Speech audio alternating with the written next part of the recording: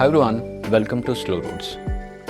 कभी आपने गौर किया है कि आप बहुत सारी चीज़ें स्टार्ट करते हो। कई बार आप जिम स्टार्ट कर रहे हो, कई बार बिजनेस स्टार्ट कर रहे हो, कोई नया स्किल सीखना स्टार्ट कर रहे हो, बट हर बार ऐसा होता है कि आप चीज़ों को बीच में छोड़ देते हो। बीच में कभी किसी वजह से, कभी किसी वजह से, या हमेशा छूट जाता है। आज हम इस वीडियो में इसी के बारे में बात करेंगे कि ऐसा क्या है, क्या वो रीजंस हैं जिसकी वजह से हम ना चाहते हुए भी चीज़ों को छोड़ देते हैं in between. So let's get start. सबसे पहला समझिए कि कोई भी जब हम गोल या कोई भी चीज़ जब हम सेट करते हैं तो उसमें ना बहुत सारे मोमेंट्स होते हैं, अच्छे मोमेंट्स, बुरे मोमेंट्स। अच्छे मोमेंट्स जैसे कि कोई चीज़ अचीव हो गई, कोई नया क्लाइंट आ गया, कुछ टारगेट्स मीट हो गए, अगर आप वेट लूज़ कर रहे हो तो 1 kg लूज़ हो गया, या anything which is very happy moments. दूसरी चीज़ें होती हैं वेर इन सैड मोमेंट्स और आई वुड से कि डिस्करेजिंग मोमेंट्स। ये वो ऐसे मोमेंट्स होते हैं जब चीज़ें वर्क नहीं करती।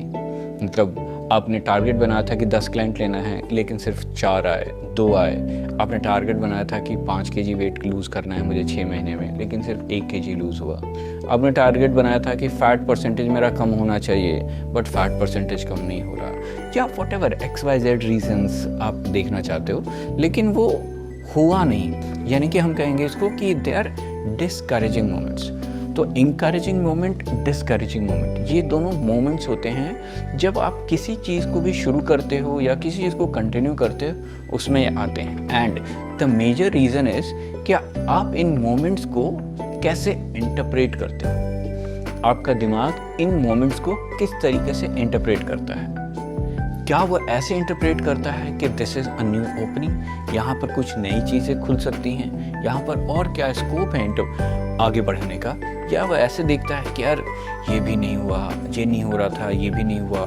क्या वो नेगेटिव जोन में जा रहा है या पॉजिटिव जोन में। 90% केसेस में हम ये देखते हैं कि अगर उन मोमेंट्स में, नेगेटिव मोमेंट्स में, खास करके जब ये देखा जाता है कि जब ये नेगेटिव मोमेंट्स आते हैं और उस समय आपका दिमाग negative feelings, negative emotions generate करना शुरू कर देता है इन नेगेटिव मोमेंट्स में, देन यू क्विट।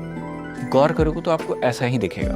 कई बार होता है ये नेगेटिव मोमेंट्स एक्सपेक्टेशन की वजह से आते हैं, कई बार किसी ने कुछ बोल दिया उसकी वजह से आता है, या व्हाटएवर XYZ रीजंस की वजह से होता है। तो हम थोड़ा सा इन रीजंस को डिटेल में देखते हैं कि क्या क्या रीजंस होते हैं। देखिए, सबसे पहला जो रीज़न होता है दैट इज एक्सपेक्टेशन। ज़्यादातर लोग हम में से जो ये गोल सेट करते हैं, चाहे बिजनेस खड़ा करने का हो, कोई नया स्किल सीखना हो, वेट लॉस करने के लिए जिम ज्वाइन करना हो, या कुछ भी, हम किसी को देख करके मोटिवेट होते हैं कि अच्छा देखो वो बिजनेसमैन है, उसने बहुत अच्छा किया, उसने अपनी नई दुकान डाली थी, बहुत आज सक्सेसफुल है, उसने ये साड़ी का बिजनेस किया था, आज बहुत सक्सेसफुल है, उसने जिम ज्वाइन किया था, देखो उसकी कितनी अच्छी बॉडी है, या व्हाटएवर XYZ। तो हम सबसे पहला जो देखें तो हम कोई भी चीज़ जब ज्वाइन करते हैं तो उसके पीछे हमारा जो मोटिवेशन है, that motivation is a set of goals. So ज़्यादातर केस में ऐसा होता है कि जब हम कुछ सेट कर रहे हैं, जब हम प्लान कर रहे हैं, तो हम किसी रिजल्ट को देख करके प्लान करते हैं कि मुझे ये अचीव करना है, एंड उसके हिसाब से वी स्टार्ट डूइंग। हमें वो चाहिए, नहीं चाहिए, मेरे लिए वो ज़रूरी है, नहीं ज़रूरी है, ये कभी भी दिमाग में नहीं रहता। हमेशा हमारा रहता है कि यार उसने वो चीज़ किया है, मुझे भी वो चाहिए। तो ऐसे केस पे जब आप स्टार्ट करते हो, देन एक बहुत बड़ा ब्रेकडाउन आता है, दैट इज़ कि वो रिजल्ट्स अचीव नहीं होना। जैसे फॉर एग्ज़ाम्पल आपका 100 kg वेट है एंड यू से कि हाँ मुझे ना वेट लूज़ करना है। वेट लूज़ करना है तो देन आप जिम ज्वाइन करते हो, आप 1 महीना करते हो, कोई फ़र्क नहीं दिखता। देन आप देखते हो कि यार वो जो बंदा था उसने तो 1 साल में 15 किलो लूज़ कर लिया, और मेरा 6 महीना हो गया, 3 महीना हो गया, मैं तो लूज़ ही नहीं कर पाया, या फिर मैं सिर्फ 3 kg लूज़ कर पाया हूँ, मैं सिर्फ 1 kg लूज़ कर पाया हूँ। तो वहाँ पर जो एक्सपेक्टेशन है दैट बिकम्स अ चैलेंज, वो फिर एक डीमोटिवेटिंग फैक्टर होता है। सेम बिजनेसेस में आप देखो तो रहता है कि अगर आपने किसी और के बिज़नेस को देख करके अपना बिज़नेस स्टार्ट किया है, तो वहाँ पर ये रहता है कि वो जो है वो 6 महीने में ब्रेक इवन पे पहुँच गया था, वो 3 महीने में ब्रेक इवन पे पहुँच गया, और मेरे 3 महीने हुए, मैं तो अभी ऑपरेशन ही सेटअप करता जा रहा हूँ। तो ऐसे केस में भी यू गेट डीमोटिवेटेड, या फिर आई वुड से कि आपने जो एक्सपेक्टेशन बना के रखी थी वो एक्सपेक्टेशन मीट नहीं हो रही है। तो first and foremost thing is कि ये एक्सपेक्टेशन ऑफ अचीविंग समथिंग, ये जो एक्सपेक्टेशन है ना, ये हमेशा चैलेंज करता है, ये डीमोटिवेटिंग फैक्टर होता है। इसको मैनेज करने की ज़रूरत है। कैसे मैनेज करते हैं? सिंपल सा एक तरीका है जो मैं फॉलो करता हूँ, दैट इज़ जब भी आप कोई गोल बना रहे हो, कोई भी चीज़ आप कर रहे हो, तो उसको पार्ट्स में डिवाइड करो, माइलस्टोन्स अपने सेट करो। पहले 2 महीने, 3 महीने, 6 महीने, 8 महीने, व्हाटएवर वर्क्स, उसके लिए माइलस्टोन आपने सेट किया। अब जब उस माइलस्टोन के लिए आप चेक करते हो कि क्या हो रहा है उसमें, तो अगर वो रिजल्ट नहीं आता, जैसे फॉर एग्जांपल अभी हम जिम वाला एग्जांपल लेते हैं कि आपने सेट किया कि मुझे 1 साल के अंदर में मुझे 10 किलो लूज़ करना है, या 1 साल के अंदर में 12 किलो लूज़ करने हैं, because that's a healthy thing जो आप आराम से कर सकते हो सस्टेनेबल तरीके से। तरीके तो बहुत भी और हैं जहाँ पर लोग कहते हैं हम 6 महीने में 15 किलो हटा देंगे, तो वो उस तरह की नहीं, जो सस्टेनेबल तरीका है। अगर आपने प्लान बनाया कि हाँ मेरा 1 साल के अंदर में मुझे 12 से 15 केजी लूज़ करना है, ये आपने प्लान बनाया, और 3 महीने बाद आप एसेस कर रहे हो और देख रहे हो कि यार कितना वजन गया, तो देखा आपने कि यार नॉर्मली मेरा 6 से 7 किलो जाना चाहिए, लेकिन जो मेरा है वो 6-7 किलो नहीं गया, मेरा सिर्फ 2 किलो गया या 3 किलो गया। तो then you have to restructure your things, यानी कि पहले तो आप देखोगे कि इन 3 महीनों में क्या क्या गड़बड़ियाँ हुई हैं, कितने दिन मैं जिम गया हूँ, कितने दिन मैंने चीटिंग की है, कितने दिन क्या किया है, कितने दिन क्या किया है, एंड उसके हिसाब से आगे के 8 महीने आपको प्लान करने हैं, आगे के 9 महीने प्लान करने हैं, जिससे क्या है कि आपको पता है कि क्या आपने गड़बड़ की है और आगे क्या करना है, इम्प्रूवमेंट का स्कोप क्या है। That gives that keep that feeling of achieving something alive.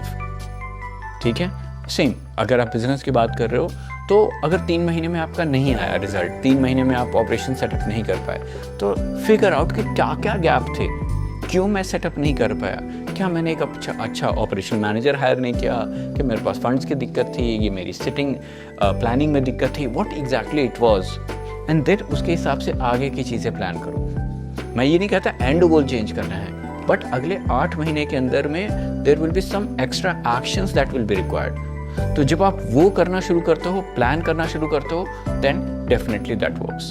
दूसरी चीज़ें जो रहती हैं दैट इज़ कि हमारे ना कई बार पुरानी यादें होती हैं, कुछ ऐसी यादें जो ना हमारे दिमाग में घर की हुई होती हैं, जैसे कि पास्ट में कई बार हमने कुछ किया, वहाँ पे हम फेल हो गए, ठीक है, किसी ने कुछ हमें बोल दिया था कि यार तू तो ये बिल्कुल नहीं कर पाएगा, तो हम सब प्रूव करने में लगे रहते हैं, और कई बार ना वो चीज़ें बार बार ना आती रहती हैं। तो ये एक इम्पॉर्टेंट रहता है कि अगर ऐसी कोई याद है, ऐसी कोई चीज़ है जो आपको बार बार परेशान कर रही है, तो सबसे पहले उसको सॉर्ट आउट कर लो। पास्ट जो है उसको पास्ट में रहने दो, एंड देन जब भी वो आ रहा है तो then just work it out. उसको एंटरटेन नहीं करना है, ठीक है। जब वो एंटरटेन करोगे then it becomes a problem. So entertain नहीं करना है, जो भी पास्ट में हो गया सो हो चुका है, अब क्या करना है, you have to plan that. Next and foremost is कि आपका वे ऑफ बीइंग। जब आप कोई चीज़ अचीव करने जा रहे हो तो अपने आप को देखो कि मैं कैसा इंसान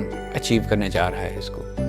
क्या ऐसा जो हमेशा नंबर्स के पीछे भागता रहता है, पैसे के पीछे भागता रहता है, या किस चीज़ के पीछे भागता रहता है, क्या ऐसा इंसान हूँ मैं, या फिर मैं ऐसा हूँ, जैसे अगर जिम की बात करें तो क्या मैं ऐसा इंसान हूँ जो अपना ख्याल रखना चाहता है, जो अपने शरीर से प्यार करता है, अपने हेल्थ से प्यार करता है। तो just create that for yourself कि आप कैसे इंसान हो, हु आर यू बीइंग। अगर आप वो क्रिएट करते हो एक अच्छा सा, जैसे हेल्थ के केस में अगर बात करूँ, आप ये क्रिएट करते हो कि आई एम द पर्सन जो अपनी बॉडी से प्यार करता है, जो अपने आप से प्यार करता है, और जो अपने आप से प्यार करता है वो जा करके कचरा अपने शरीर के अंदर नहीं डालेगा। उसने अगर कोई रूल बनाया है तो उस रूल को फॉलो करेगा, भले ही वो जिम 10 मिनट के लिए जाए, जा करके सिर्फ ट्रेडमिल पे 15 मिनट की वॉक करके आ जाए, लेकिन वो करेगा। So that's thing that you have to create for yourself. अगर कोई बिजनेस में आपने बनाया है, वो बिजनेस गोल बनाया है, तो बिजनेस में देखो किस तरह का इंसान है जो वो बिजनेस करने जा रहा है। ऐसा बंदा करने जा रहा है बिजनेस जिसको सिर्फ पैसे से मतलब है, या ऐसा बिजनेस करने जा रहा है बंदा जिसको लोगों से भी मतलब है। जैसे फॉर एग्जांपल मैं अपनी बात करूं तो मेरा हेल्थ क्लब का बिज़नेस रन करता है, साथ साथ मैं मार्केटिंग कंसल्टिंग भी करता हूं। तो अगर मैं मार्केटिंग कंसल्टिंग में अगर ये देखूं कि मुझे सिर्फ अपने पेमेंट से मतलब है कि मेरा फिक्स्ड रिटेनर 50,000, 1 लाख, 2 लाख ये मेरा आना चाहिए, इर्रिस्पेक्टिव कि ब्रांड जो है वो प्रॉफिटेबल है कि नहीं है। अगर मैं इस सेट से चलूँगा then it's a something else. लेकिन मैं क्रिएट क्या कर सकता हूँ अपने बीइंग के लिए, I can be being of service, जहाँ पे मैं अपने लिए क्रिएट करता हूँ कि I will be available as a service person, जहाँ पे जो भी बिजनेस मेरे पास आएंगे I will serve them and make them grow. और जब वो ग्रो करेंगे definitely I will also earn, but मेरा वे ऑफ बीइंग क्या होगा, बीइंग एट सर्विस। सेम अगर मैं हेल्थ क्लब रन कर रहा हूँ तो हेल्थ क्लब में मेरा क्या है, दैट इज़ कि मुझे यहाँ पर लोगों की हेल्थ इम्प्रूव करनी है, उनको प्लान्स या जो भी डाइट्स या एक्सरसाइज वगैरह जो भी करके I have to improve their health. तो मैं अपने लिए वे ऑफ बीइंग क्या बनाता हूँ, अगर मैं बनाता हूँ कि मुझे इतने पैसे चाहिए, मुझे इतनी मेंबरशिप चाहिए, डेफिनेटली वो भी एक पार्ट है, लेकिन that's not my way of being. My way of being is कि I want to be a contributor in the society, कि जब मैं लोगों को कंट्रीब्यूट करूं और उनकी हेल्थ को इम्प्रूव करूं, जिससे बीमारियां कम हों, मेरे आसपास के लोग ज़्यादा खुश रहें, हेल्दी रहें। अगर मैं वो अपना वे ऑफ बीइंग क्रिएट करता हूं then it's a empowering way of being. तो आप देखो आप अपने लिए क्या क्रिएट करते हो। जब उस वे ऑफ बीइंग के साथ किसी चीज़ को अचीव करने जाते हो, कुछ काम करने लगते हो, तो उसमें जो मज़ा आता है ना, वो कहीं और नहीं मज़ा आता। नेक्स्ट एक चीज़ और आपने ध्यान रखनी है, क्रिएट अ कमिटेड लिसनर। एक ऐसा बंदा, एक ऐसा पर्सन आपकी लाइफ में जिसके साथ आप चीज़ें फ्रीली शेयर कर सकते हो विदाउट बीइंग ए फियर कि ये मुझे इवैल्यूएट करेगा, मुझे जज करेगा एंड ऑल दो स्टफ। ऐसा एक बंदा क्रिएट करो अपनी लाइफ में जिसके साथ आप कुछ भी शेयर कर सकते हो, अपने सॉरोज, अपने हाई, अपनी खुशी, अपने गम, हर कुछ आप उसके साथ शेयर कर सकते हो। एंड वो कोई भी हो सकता है, ज़रूरी नहीं कि आपकी फैमिली में कोई हो, आपका कोई फ्रेंड हो सकता है, कोई दूर का रिश्तेदार हो सकता है, और इवन अब तो एआई का ज़माना है, आप अपने फ़ोन में जो चैट जीपीटी है, जेमिनाई है, बिक्सबी है, and there are so many AI tools, किसी से भी आप क्रिएट कर सकते हो। अगर आपको इसमें सपोर्ट चाहिए तो मैं डिस्क्रिप्शन में I will put a prompt. ये जो प्रॉम्प्ट अगर आप डालते हो चैट जीपीटी, जेमिनाई, ग्रोक या किसी में भी, it will create a committed listener for you. ठीक है, सो ये आप ट्राई कर सकते हो, आपको डिस्क्रिप्शन में इसकी डिटेलिंग मिल जाएगी। ठीक है, देखिए क्विट करना ना बहुत ही आसान होता है, बहुत ही ईजी है, और हो सकता है कि जब आप क्विट करने लगे हैं तो आपको एक प्रेशर रिलीफ होता है, मतलब एक होता है ना सांस में सांस आई, हो सकता है ऐसा फील होता है ज़्यादातर लोगों को जब वो क्विट करते हैं, बहुत कुछ ऐसा। But the real Joy of being alive is not quitting, is about moving ahead, moving forward, and that's what is life, that's what being human is. So keep yourself activated, keep yourself moving and progress slowly. Like in Slow Roads, we promise that you improve yourself, not 10%, 20%, 100%. Slowly improve yourself 1% with each video that you watch. So that's a wrap on this particular video and this series that we have called Embrace Yourself. इसमें हम और भी कई चीज़ें लेके आते रहेंगे. So do subscribe to this channel and like this video. अगर आपका कोई question है, so please put that in the comments. I'll be more than happy to answer the same. So thank you for watching this video. My name is Manika.